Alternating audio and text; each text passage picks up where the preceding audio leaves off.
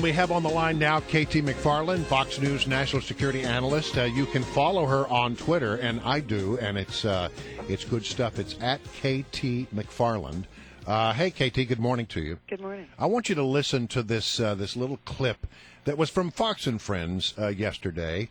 Brian Kilmeade, that nice Brian Kilmeade, is talking to Jen Psaki, the State Department spokesperson, and he asked a question. It was a fair question, and listen to the answer.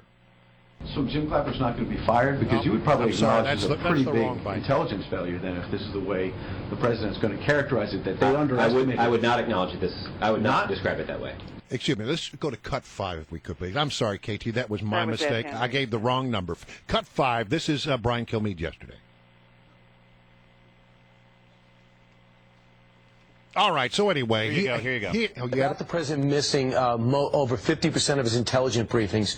Why would he choose to do that in a time that's so full of, in the world when it's so full of terrorist activity?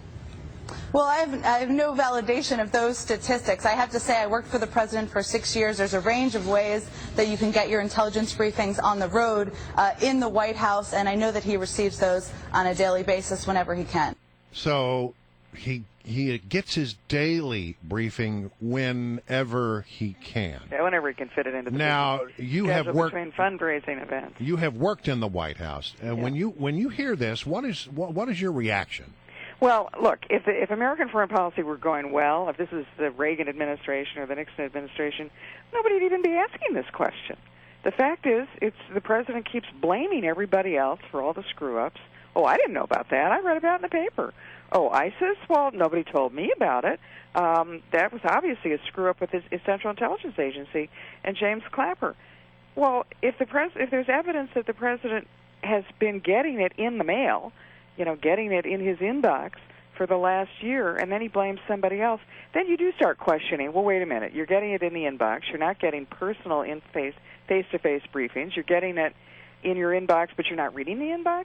You're not reading the inbox on things that are major threats to America's national security? What the heck's going on? And I think it's a question, it's sort of one drip, drip, drip, drip, drip about the incompetence of government, whether it's the Secret Service can't seem to keep their act together, whether it's the president saying the CIA didn't tell me about it, whether it's the president not reading his briefings, whether it's sort of countless one after another of government doesn't work. And then you've got the Ebola thing where the president said just 2 weeks ago, it's not a problem here, not coming here, and now it's here. KT, regardless of whether the president looked at his briefings over the last 6 years, somehow the message got to him that ISIS is a problem. A few weeks ago, he put together this strategy where we would provide airstrikes to try to stem the tide of ISIS's efforts there in Iraq. And now we're getting reports on the ground, KT, that ISIS forces are about 2 miles from the center of Baghdad, that the airstrikes in that region, right near Baghdad, is really not having much of an effect. What's the danger if they do take control of Baghdad, and what can be done to stop it?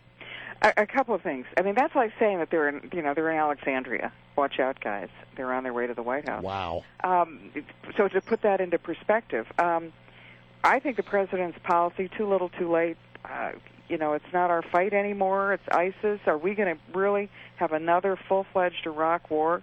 The bombing has, at best, degraded. It has not destroyed ISIS, and as you point out, ISIS is now moving even faster into other places. Have they done a good number of sorties? This is hardly the shock and awe we saw at the beginning of the last Gulf. Yeah, well, they should be bombing anything that moves, but it's too late for that because ISIS has now moved into urban areas, into cities, into villages, and for that you don't bomb because you have a lot of collateral damage. You have to go door to door. And that should not be American combat forces. So the big question now is what's next? Okay, let's assume bombing. You've got a coalition. A coalition's good. But who's actually going to put combat forces there? I have yet to see any suggestion that there's going to be a coalition of somebody else other than American combat forces there. And this sort of fairy story that, well, we're going to find some moderate Syrian rebels, we're going to vet them, we're going to send them to Saudi Arabia, we're going to train them, we're going to give them equipment, we're going to send them back into Syria to fight at least on 3 fronts. It's just not going to happen. And the idea that the Iraqi army is mysteriously and miraculously all of a sudden going to become competent when just 3 months ago they dropped their weapons and ran away at the mere whiff of a suggestion that ISIS was after them. I just don't see how this works out very well, other than to either we walk away, which might not be a bad idea, or we put major combat forces in, which would be a disastrous idea, or we turn it over to the Iranians, and they're going to ask for a price, which is all, that conversation has already started, where the Iranians are going to want us to look the other way on their nuclear program. That's troubling. Those are not great options any way you look at it. Hey, look, I want to also tap into your experience as someone who has worked inside the White House complex. And as you did that, you no doubt had a chance to observe the Secret Service, and as they go about their job of protecting the President of the United States and protecting the White House. Do you have any thoughts about this latest, intrusion at the White House and what it means? What's going on with the Secret Service in your estimation? Well, I worked there during the Nixon and Ford administrations, and I worked in the West Wing, in the West Basement, in the White House Situation Room, and would move freely around the West Wing, and including the residence. In those days, that was before the Reagan assassination attempt, before the Ford assassination attempt. It was a looser place then, but even then, there was always a military guard. There was a Secret Service agent at every doorway, not only every door that would close and open, but at every opening. And I don't understand how somebody gets as far as they get and then is moving around the White House. I mean, at a minimum, they should have bumped into a cleaning woman, right? But they didn't seem to be stopped by anybody except a guy who was off duty on his way out the door. Is that surprising to you? I think it's stunning.